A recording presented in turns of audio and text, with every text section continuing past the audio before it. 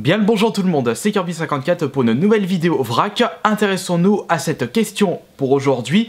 Est-ce que faire des bonnes affaires est-il une forme d'arnaque? Pour bien répondre à cette question, regardons précisément les définitions. Faire une bonne affaire dans le monde de la collection des jeux vidéo, c'est acheter un jeu vidéo ou une console moins cher que les prix pratiqués sur internet. Donc j'ai dépensé moins d'argent que si je devais l'acheter sur internet. Et pour l'arnaque, c'est un synonyme d'escroquerie, et dans notre cas, l'escroquerie signifie soutirer un bien à quelqu'un par des manières frauduleuses.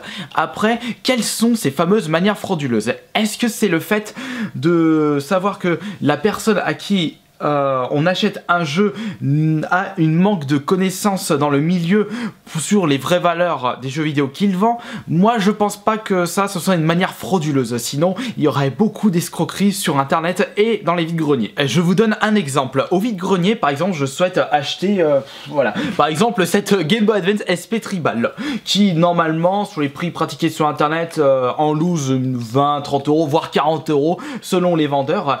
Je le vois sur un stand, la personne ne sait pas du tout sa valeur et va me demander « vous m'en donnez combien ?» Alors c'est là que vous allez dire ah mais du coup je peux l'avoir pour moins cher. Je vais lui dire bah je vous en propose pour 5 euros comme c'est un vieil objet, une vieille console qui n'est pas si récente que ça. Forcément pour des personnes vont me dire que je suis un escroc parce que je sais pertinemment sa vraie valeur sur internet et du coup je n'ai pas payé le vendeur au prix pratiqué sur internet. Moi j'appelle pas ça de l'arnaque, j'appelle plutôt ça de l'opportunité, car vous le savez tous, on est tous comme ça, attention les hypocrites, on est tous proches de notre porte-monnaie et si on peut faire la moindre économie lorsqu'on achète des choses, on le fait limite tout le temps. Et un deuxième exemple, lorsque un collègue de boulot vous propose un lot rétro gaming de malade et qui vous demande bah je sais pas combien je peux la vendre, je voulais bien en tirer entre 50 et 100 euros, du coup si vous lui proposez 75 euros, est-ce que vous êtes un arnaqueur? Pas forcément, puisque vous rentrez dans son objectif, c'est-à-dire qu'il en voulait tirer entre 50 et 100 euros, vous coupez la part en deux, 75, vous pouvez peut-être lui en donner 100 euros, voire 50 euros si vous êtes vraiment un gros radin. Mais du coup, est-ce que vous êtes un arnaqueur parce que vous connaissez pertinemment la vraie valeur du lot en question? C'est alors qu'on peut se poser une deuxième question dans cette vidéo. Quelle est la vraie valeur d'un jeu vidéo?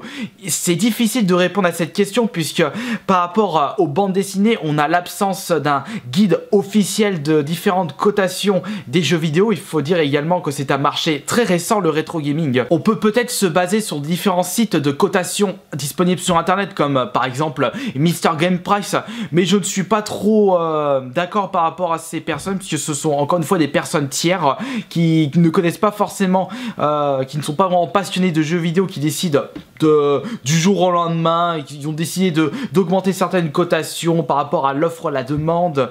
Moi c'est pas vraiment un super exemple que je peux conseiller. Et puis d'ailleurs il y a certaines cotations qui sont carrément à l'ouest dans les deux sens, c'est à dire que sur Mr Game Price vous avez certaines cotations qui ne sont pas à jour parce que vous pouvez trouver moins cher sur internet et vice versa. C'est alors qu'on peut appliquer la fameuse règle de l'offre et la demande pour savoir quelle est la vraie valeur d'un jeu vidéo. C'est-à-dire que, on reprend l'exemple de la Game Boy Advance SP, il y en a 10 disponibles sur internet pour 5 acheteurs potentiels. Et bah forcément l'offre est plus haut que la demande. Donc forcément les différents vendeurs vont essayer de le vendre le moins cher possible pour pouvoir vendre leurs produits. Donc les acheteurs, bah, c'est tout bénef pour eux parce que du coup ils ont l'embarras du choix.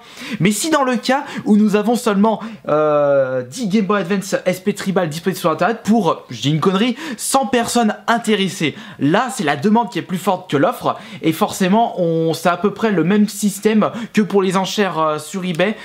S'il y a moins d'offres que de la demande, bah, ce sera à celui qui va mettre le plus gros bifton qui pourra posséder cet objet. Ça c'est la règle de l'offre et de la demande. C'est alors qu'on peut s'intéresser sur une autre question dans cette vidéo. Certains youtubeurs avaient clairement mis les points sur les i par rapport à ceci et je peux les comprendre. Qui gère l'offre? Moi ce que j'en pense personnellement, et malheureusement c'est un peu le cas pour le rétro gaming, eh bien je pense que c'est beaucoup de revendeurs qui recherchent à fermer et contrôler ce fameux marché en achetant tout ce qui est dispo sur le net à prix dérisoire. Je parle bien de tout ce qui est dispo à prix dérisoire, pas les trucs qui sont ultra chers. cher, ça les intéresse pas. Par exemple, quand ils vont acheter sur le Bon Coin en masse, bah d'ailleurs vous avez pu certainement le remarquer sur mes vidéos les trop longs le Bon Coin, et du coup ils y vendent à des prix exorbitants afin que les gens qui n'y connaissent rien doivent se baser sur ce marché. C'est-à-dire que du coup ces fameux revendeurs décident avec leur offre à prix exorbitant de faire varier les fameuses cotations des jeux vidéo. C'est-à-dire c'est eux qui vont décider combien va se vendre certains jeux. Car si on reprend l'exemple de la Game Boy Advance SP Tribal, il y en a 5 de disponibles, donc 4 qui est vendu par des revendeurs qui la vendent 60 €, 70, 80 €. Donc 60 € minimum jusqu'à 150 €. Ces cas-là, ça existe partout sur internet. Vous avez certaines offres, vous savez pas pourquoi, c'est ultra cher, c'est un truc. Mais le 5e vendeur de cette console n'est pas un revendeur comme les autres. Il vend cette console 10 €. Et bien, si ce n'est pas un acheteur collectionneur ou un acheteur lambda qui décide de l'acheter, forcément c'est le revendeur qui va l'acheter pour pouvoir le revendre à son prix.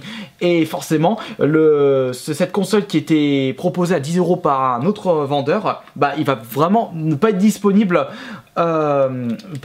longtemps sur internet, car elle va être rachetée par leur vendeur qui va le revendre beaucoup plus cher. Je rappelle également que cet avis est un avis personnel par rapport à la gestion de l'offre par les revendeurs d'internet. Au final, pour conclure à cette fameuse question, est-ce que c'est moi l'escroc qui essaye de faire des bonnes affaires dans les vides-greniers ou en achetant des jeux à des collègues à prix bas par rapport aux offres internet? Mais est-ce que ce ne sont pas plutôt ces fameux vendeurs qui sont les escrocs en mettant leurs jeux à prix très haut, puisque ça c'est une forme d'escroquerie, puisqu'on ne sait pas quelle est la vraie valeur d'un jeu vidéo. Et je préfère le rappeler qu'il y a 5 ans en arrière, eh ben, les jeux vidéo ne coûtaient pas aussi cher que ça. À vous d'alimenter ce débat avec les commentaires.